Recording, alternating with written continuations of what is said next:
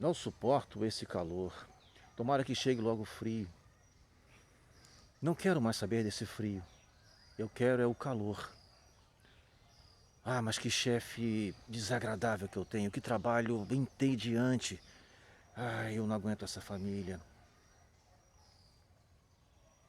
Quantas reclamações nós fazemos num dia apenas? Quantas reclamações nós fazemos no somatório dos dias, dos meses, dos anos de nossa vida? À medida em que vamos reclamando, vamos também ao mesmo tempo nos aprisionando nesse mesmo tipo de pensamento. A nossa mente, ela não é um lugar físico dentro do nosso corpo, dentro de nossa cabeça, como a maioria das pessoas pensa, ou dentro do cérebro. Ela é uma nuvem ao redor de todo o nosso corpo, recheada de pensamentos. Pensamentos são energia. O nosso cérebro, na verdade, é uma estação ou uma usina energética e ele, o cérebro, é preguiçoso. À medida em que ele precisa, digamos assim, se alimentar para alimentar também o corpo, ele busca o pensamento mais recorrente nessa nuvem mental, aquele que tem mais vibração, mais força, mais, digamos, poder de atração. E os pensamentos, tanto bons quanto ruins, são energias que são captadas pelo cérebro e distribuídas ao longo de nosso corpo. Alguns pensamentos se tornam muito recorrentes demais a ponto de prejudicar a própria saúde. Estamos falando agora do poder da reclamação. Reclamar significa clamar duas ou mais vezes. Ou seja, quanto mais vezes nós estivermos numa situação de reclamação, mais presente em nossa vida aquela situação ou aquelas pessoas ou circunstâncias permanecerão. E isso passa a ser algo incômodo, porque nós queremos que aquilo se desfaça, que desapareça, mas nós não conseguimos saber como fazer para nos livrarmos dela. Mas é exatamente por isso. Nós nos colocamos dentro de prisões. Essa reclamação que nós fazemos tem um grande poder de nos manter fixados num determinado ponto de nossa vida ou em vários deles. É como se atirássemos uma âncora para nos fixarmos ali. Quanto mais clamamos, mais a situação realmente persistirá. E isso pode provocar males físicos, pode prejudicar a nossa saúde, porque quanto mais você reclama, você mais libera cortisol. E o cortisol, ele provoca estresse. Podemos ter também problemas cardíacos, falhas de memória e por aí vai. Mas por que isso acontece? Porque nós dedicamos muita concentração. A nossa mente, ela se divide em consciente e subconsciente. A mente consciente, ela olha para o mundo externo e se deixa impressionar pelo que vê, a tal ponto que vai guardando emoções fortes com relação ao que vê. Ela se sente quase que prisioneira dessas imagens, porque ela transmite para dentro de si mesmo por uma forte emoção, ou por um processo de repetição, de tanto vermos uma determinada situação, ou de tanto falarmos sobre ela, de tanto reclamarmos, o subconsciente passa a registrar como algo verdadeiro, como algo bom para a nossa própria estrutura física, para o nosso próprio corpo. Há um salmo bíblico que diz que reclamar é o mesmo que afundar numa areia movediça. Porque quanto mais reclamamos, mais afundamos. Um abismo sempre chama outro abismo. É realmente como se nós parássemos num determinado ponto e não caminhássemos mais. E aí passamos a condenar tudo ao nosso redor, todas as pessoas ao nosso redor são desagradáveis, mas na verdade nós é que começamos esse processo de desagradabilidade. Nós nos sentamos num determinado momento de nossa vida, numa praça, numa poltrona, num espaço e não nos movemos. O que é mais fácil? Se você se senta num sofá desconfortável e se levantar dele para procurar um outro, ou esperar que alguém venha em seu socorro para lhe tirar daquele mesmo aposento, o assento, e levá-lo para um outro cômodo, um outro sofá mais agradável. Fica aí esse questionamento. Há um psiquiatra chamado Viktor Frankl. Ele, uma certa ocasião, disse: quando uma situação é boa, desfrute-a. Quando essa situação é ruim, transforme-a. Mas se essa situação não pode ser transformada, transforme-se. A mudança que nós gostaríamos de ver acontecer precisa às vezes partir de dentro de nós, mas primeiro precisamos reconhecer que nós estamos precisando sair desse lugar, dessa zona de conforto. E parar de reclamar é uma das saídas.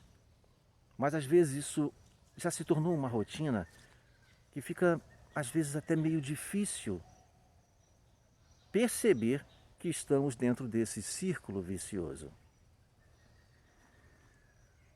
E aí então que precisamos tomar uma atitude. Precisamos perceber que se não fizermos nada, estaremos cada vez mais afundados nessa areia movediça. No tempo de Moisés, quando ele libertou o seu povo hebreu da escravidão do Egito e levou para a terra prometida, durante a caminhada aquele povo pensou: nós estávamos muito felizes, de uma certa forma, na escravidão em que vivíamos, porque no Egito nós rodeávamos panelas de carne e tínhamos comida e pão à vontade.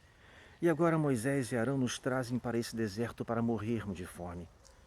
Por aqui nós vemos que esse povo estava insatisfeito no início por anos de escravidão no Egito. Quando se libertaram, quando foram libertados por Moisés, se sentiram agradecidos, se sentiram felizes, mas como demorou muito para chegarem à tal da terra prometida, eles passaram a reclamar, passaram a desconfiar de Moisés e Arão. E assim nós fazemos também em nossa vida. Às vezes nós fazemos muita coisa por outras pessoas e essas outras pessoas vivem reclamando que nós não estamos ainda satisfazendo-as por completo. Essas pessoas, na verdade, que reclamam, na maioria das vezes, elas se tornam vítimas ou se colocam num posicionamento de vítimas de uma determinada situação. E o mundo é responsável por libertá-las.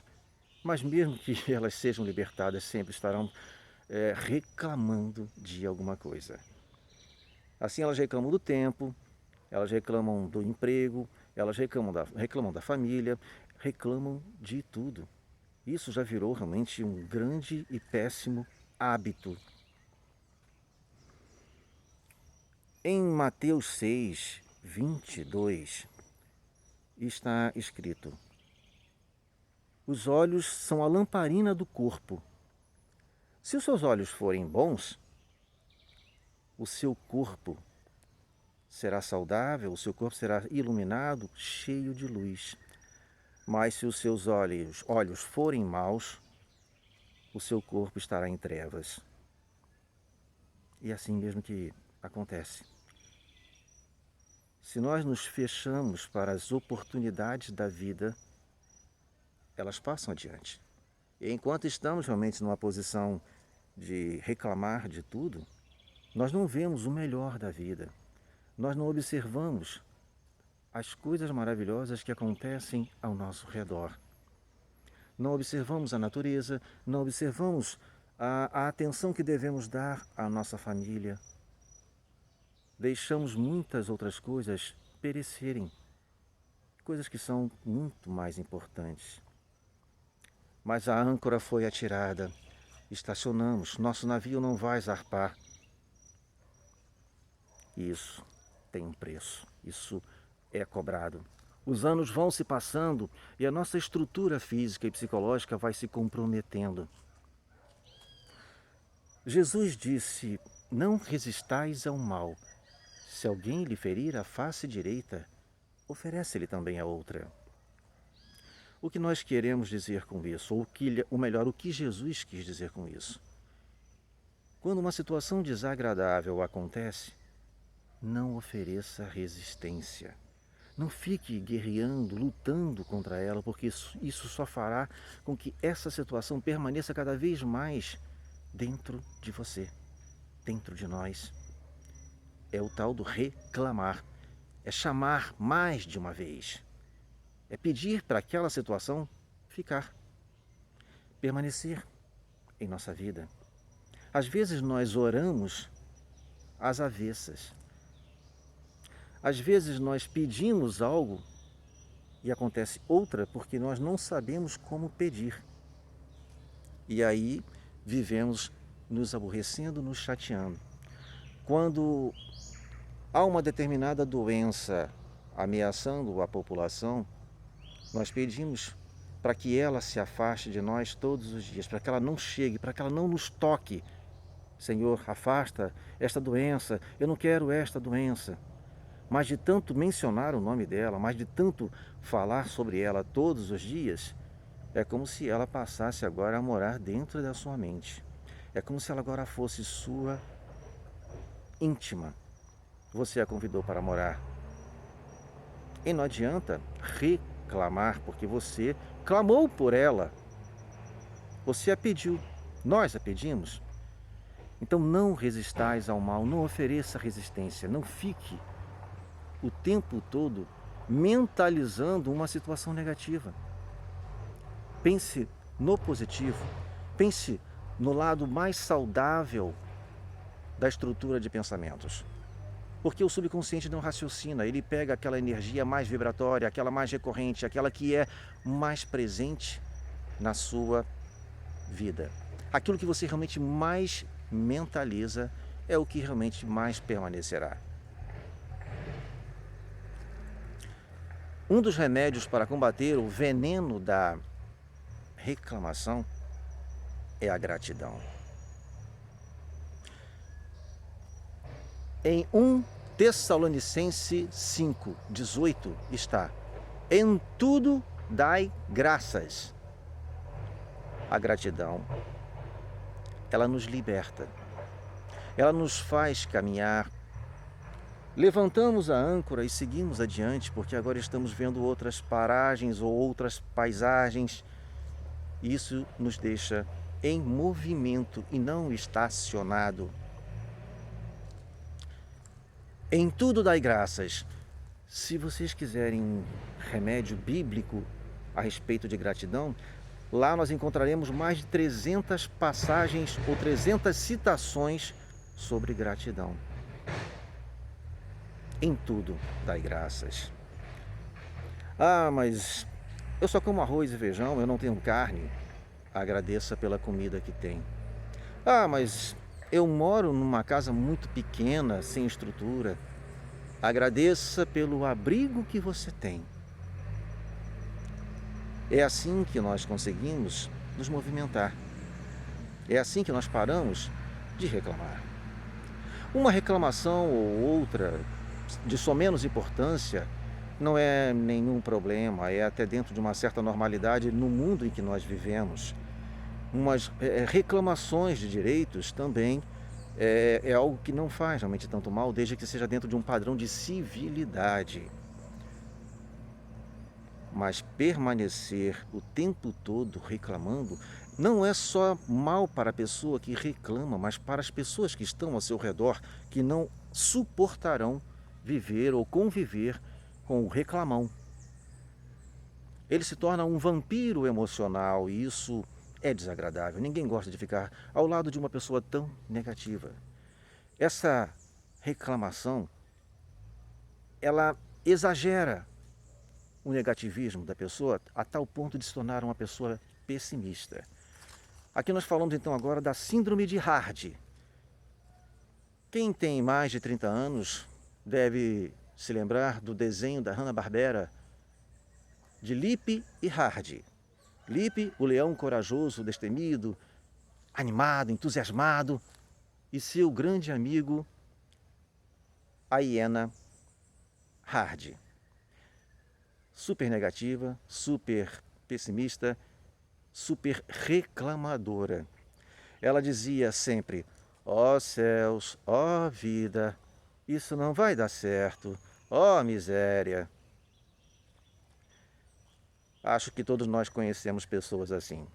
Às vezes nós estamos num determinado ambiente e ouvimos uma pessoa o tempo todo dizer: mas esse governo não presta, eu não confio em mais ninguém, essa saúde pública não tem realmente uma saída, ninguém se interessa, tudo é uma porcaria, não dá realmente para confiar em nada, tudo está desagradável. Olha, se nós ficamos 5 minutinhos apenas ouvindo uma pessoa descarregar tanta reclamação, nós não conseguimos ficar ao lado dela. Mas a própria pessoa que reclama, às vezes nem percebe que isso está prejudicando a si própria e afastando as demais pessoas ao seu redor. Como nós falamos agora há pouco, já se tornou um hábito, uma rotina.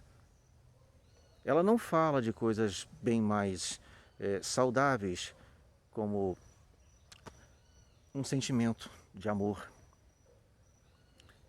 Ela não consegue sorrir para a vida, soltando a felicidade que mora dentro dela. Seus momentos de felicidade são tão raros e, ao mesmo tempo, são contaminados pela própria reclamação, porque se ela sorrir num determinado momento, logo em seguida ela já está começando a criticar alguma coisa, condenar. Isso vira um círculo realmente vicioso. Ela não consegue se libertar. Então, em tudo, dai graças. Sorria. Mesmo que a vida não pareça assim tão boa, mas um sorriso ajuda a melhorar. Vamos sair dessa prisão? Ou vamos permanecer sentados esperando que alguém nos tire daí? Sejam gratos. Continuem assim, olhando para dentro de si mesmos para buscar a liberdade dessas camadas sociais que nos foram colocadas por nós mesmos. Sorriam e um grande abraço no dia de hoje.